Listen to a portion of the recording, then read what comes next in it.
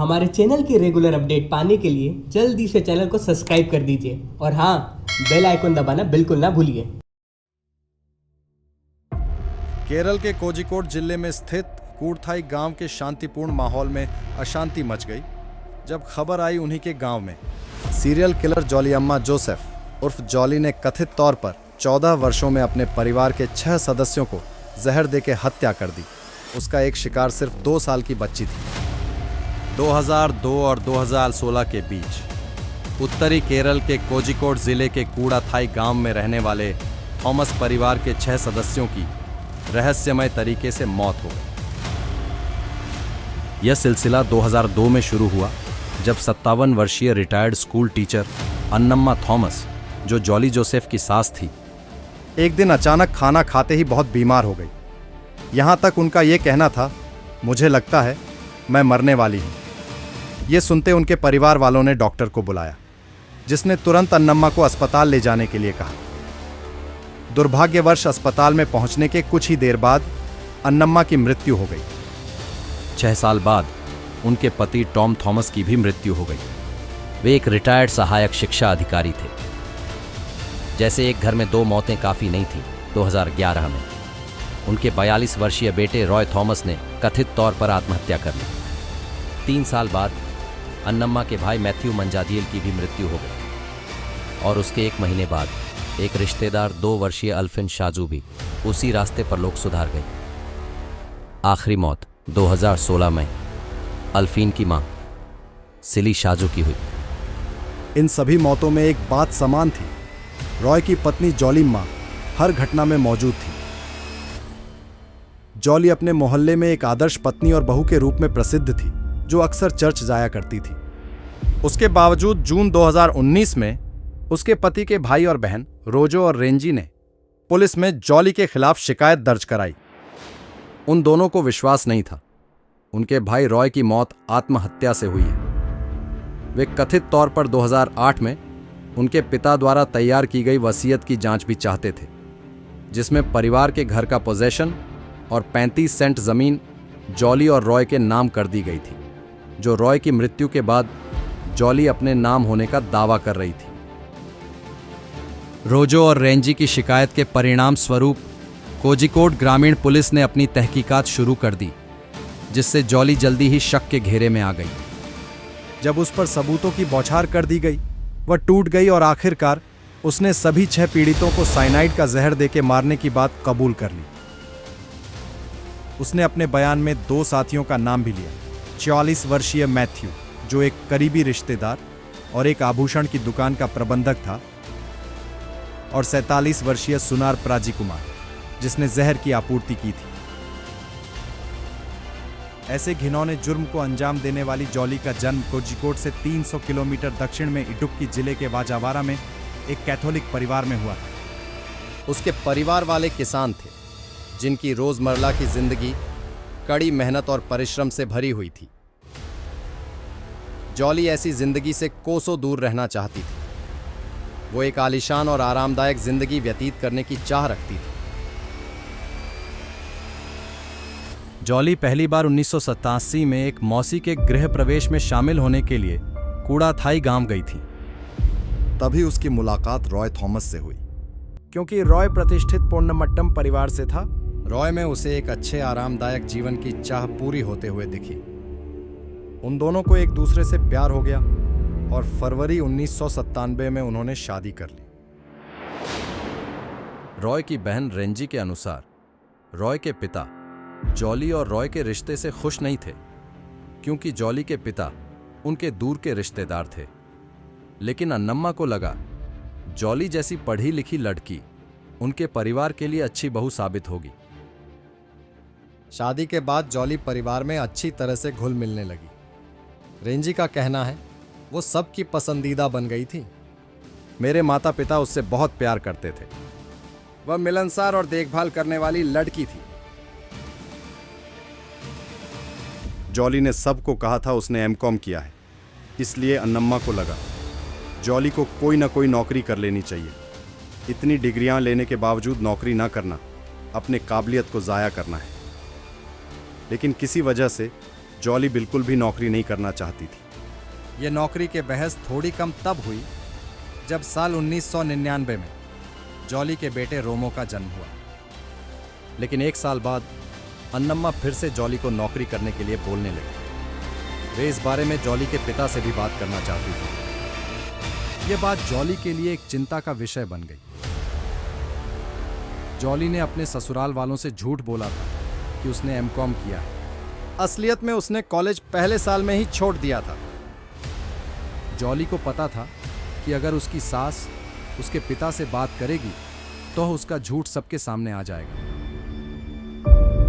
ताकि अन्नम्मा उसके पिता से मिल न सके। इस वजह से सितंबर 2002 में जॉली ने अन्नम्मा के मटन सूप के कटोरे में साइनाइड मिला दिया, जिसे खाते ही अन्नम्मा बहुत बीमार हो गई और अस्पताल पहुंचने के कुछ ही देर बाद उनकी मौत हो गई।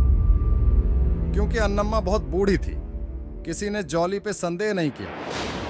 सबको यही लगा वे हृदय संबंधी समस्या से चल बसी। उसके 1 ही साल बाद जॉली ने अपने परिवार को बताया कि वह बीएड करके टीचर बनना चाहती है। जब उसके ससुराल वाले बच्चे की देखभाल करने के लिए सहमत हो गए तो वह सुबह सुबह घर से निकलने लगी। वह दिन के अंत में वापस आती थी। हालांकि पुलिस को तहकीकात करते समय पता चला कि जॉली ने कभी भी इस तरह के कोई कोर्स में दाखिला ही नहीं लिया था। वह कहाँ जाती थी यह आज तक एक रहस्य बना हुआ है, लेकिन यह जरूर पता है कि इस दौरान वह रॉय के चचेरे भाई MS मैथ्यू के करीब आ गई थी।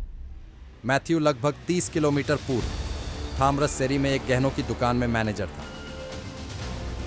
इसके तुरंत बाद जॉली ने दावा किया कि उसे कोझिकोड में राष्ट्रीय प्रौद्योगिकी संस्थान NIT में गेस्ट लेक्चर के रूप में नौकरी मिल गई है।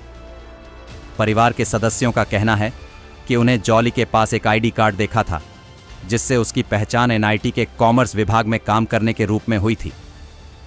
हालांकि पुलिस जांच के दौरान पता चला कि जॉली ने कभी भी किसी किस्म के संस्थान में किसी भी पद पर किसी भी रूप में काम नहीं किया था।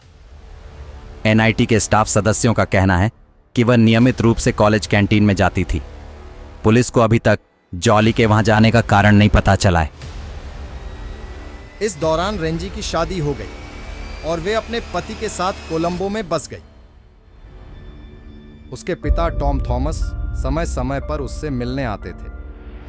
उसने देखा कि उसके पिता का स्वास्थ्य ठीक नहीं लग रहा है। पूछने पर उसके पिता ने उसे बताया कि जॉली ने उनके दूर के रिश्तेदार MS मैथ्यू के करीब आना शुरू कर दिया है, जो टॉम के लिए तनाव का कारण था। इस बात को लेकर टॉम और जॉली में बहस भी हुई थी। शादी के बाद रॉय को कई व्यावसायिक कठिनाइयों का अनुभव हुआ। उन्होंने पहले रेडीमेड कपड़ों के डिस्ट्रीब्यूटर के रूप में काम किया और जब वह असफल हो गए तो इंजन ऑयल के डिस्ट्रीब्यूटर के रूप में फिर से प्रयास किया। वहां भी वे विफल रहे, जिससे वे आर्थिक रूप से उसके परिवार पर निर्भर हो गए। लगभग इसी समय जॉली अपने ससुर पर दबाव भी डालने लगी कि वह अपनी 2 एकड़ जमीन बेच दे, और अपने पति का कर्ज चुकाने के लिए जॉली ने अपने ससुर से 18 लाख रुपए भी लिए। 2004 में जॉली और रॉय का एक दूसरा बेटा भी हुआ, जिसका नाम उन्होंने रोलैंड रखा। फिर थॉमस परिवार में एक और बुरी खबर का आगमन हुआ। सितंबर 2008 में अपनी सेहत के लिए एक मशरूम टेबलेट खाने के बाद टॉम थॉमस बहुत बुरी तरह से बीमार हो गए। अस्पताल पहुंचने के बाद उनकी मृत्यु हो गई। उस दोपहर जॉली एकमात्र इंसान थी जो उनके साथ पाई गई। जब रेंजी ने पूछा कि टॉम को अस्पताल लाने में इतना समय क्यों लगा, तो जॉली ने बताया कि उससे गाड़ी की चाबी ढूंढने में वक्त लग गया था। एक बार फिर जॉली ने मौत का कारण हृदय संबंधी समस्या बताया। पुलिस को यही संदेह है कि 2 सफल हत्याओं ने उसे प्रोत्साहित किया होगा, क्योंकि 3 साल बाद अक्टूबर 2011 में उसके पति रॉय की भी मृत्यु हो गई। रॉय ने आखिरी बार खाना रात को खाया था, जो उसकी बीवी जॉली ने ही बनाया था, जिसका खुलासा बाद में रेंजी ने किया जब उसने रॉय की पोस्टमार्टम रिपोर्ट दोबारा निकलवाई। जॉली ने रॉय की मृत्यु के समय सबको यह बताया था कि रॉय ने आखिरी बार खाना दोपहर को खाया था। यह सब मौतें देखते हुए और रॉय की मृत्यु के बाद उसके मामा मैथ्यू मंजादियाल ने पोस्टमार्टम पर जोर दिया। कोझिकोड मेडिकल कॉलेज में आयोजित जांच में उनके शरीर में पोटेशियम साइनाइड की मौजूदगी का भी पता चला। पर उस समय जॉली ने दुखियारण विधवा बनकर एक नई व्याख्या दी कि रॉय ने कर्ज के कारण आत्महत्या की थी, और जॉली अपने परिवार से इस बारे में बात न करने की मिन्नतें भी की। उसके परिवार का यह कहना था कि जॉली नहीं चाहती थी कि परिवार की प्रतिष्ठा में कोई हानि आए। मंजादियाल के कहने पर पुलिस ने मामला दर्ज तो कर लिया था, लेकिन जॉली के बयान के आधार पर जांच बंद कर दी। जॉली ने कथित तौर पर कहानी को दफनाने के लिए अपने राजनीतिक संपर्कों का भी इस्तेमाल किया, लेकिन मैथ्यू मंजादियाल वो एक व्यक्ति था जिसने उसकी कहानी को स्वीकार करने से एकदम इनकार कर दिया। इसके कारण 6 हत्याओं में से चौथी हत्या हुई मैथ्यू मंजादियाल की। अप्रैल 2014 को जॉली ने उसके कॉफी के कप में जहर मिला के उसकी भी हत्या कर दी। लगभग इसी समय जॉली टॉम थॉमस के भाई जकारिया के बेटे शाजू जकारिया के करीब आने लगी। एक हाई स्कूल शिक्षक, शाजू एक अमीर परिवार का इकलौता बेटा था और उसकी पत्नी सिली के साथ उसके 2 बच्चे थे, एक बेटा और एक बेटी। बेटी का नाम था अल्फीन। मई 2014 में मैथ्यू की मृत्यु के कुछ ही दिनों बाद जॉली शाजू के बेटे का होली कम्युनियन में शामिल होने के लिए कोडनचेरी में उसके घर जा पहुंची। सुबह जल्दी पहुंचकर उसने नाश्ता बनाने में मदद की और फिर स्वेच्छा से उनकी बेटी 2 वर्षीय अल्फीन को खाना खिलाया। इसके तुरंत बाद अल्फीन बुरी तरह बीमार पड़ गई और उसे अस्पताल ले जाया गया। अल्फीन की 2 दिन बाद 3 मई को मृत्यु हो गई। क्योंकि अल्फीन दमा की मरीज थी और जन्म से ही उसका इलाज चल रहा था, सबको लगा वो बच्ची उसी कारण से चल बसी और जॉली एक बार फिर संदेह से बच गई। आखिरी शिकार अल्फीन की मां थी। जनवरी 2016 में सिली के साथ एक डेंटल क्लिनिक में रहते हुए जॉली ने कथित तौर पर एक पानी के गिलास में जहर मिलाकर सिली को दे दिया। सिली की मौत के बाद किसी ने न जॉली पर शक किया और न ही पोस्टमार्टम की मांग की, और 1 साल बाद शाजू और जॉली की शादी हो गई। ये जल्दबाजी में की गई शादी और अन्य संदिग्ध गतिविधियों के साथ साथ, जैसे कि 2008 में कथित तौर पर टॉम थॉमस द्वारा बनाई गई वसीयत के आधार पर जॉली को अपने परिवार की संपत्ति विरासत में मिलना, परिवार के कई लोगों में शक का बीज गाद दिया। अपने भाई की मृत्यु के बाद से रोजो और रेंजी जॉली के कहे बयान से कभी भी संतुष्ट नहीं थे। अंततः जून 2019 में उन्होंने अपने माता पिता और भाई की मौत की जांच पुलिस को फिर से करने की दरखास्त की।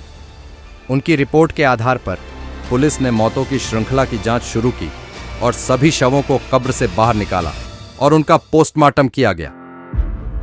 अंततः निष्कर्ष निकाला कि ये सभी हत्याएं थीं, जिसके अंतर्गत उन्होंने जॉली को हिरासत में ले लिया।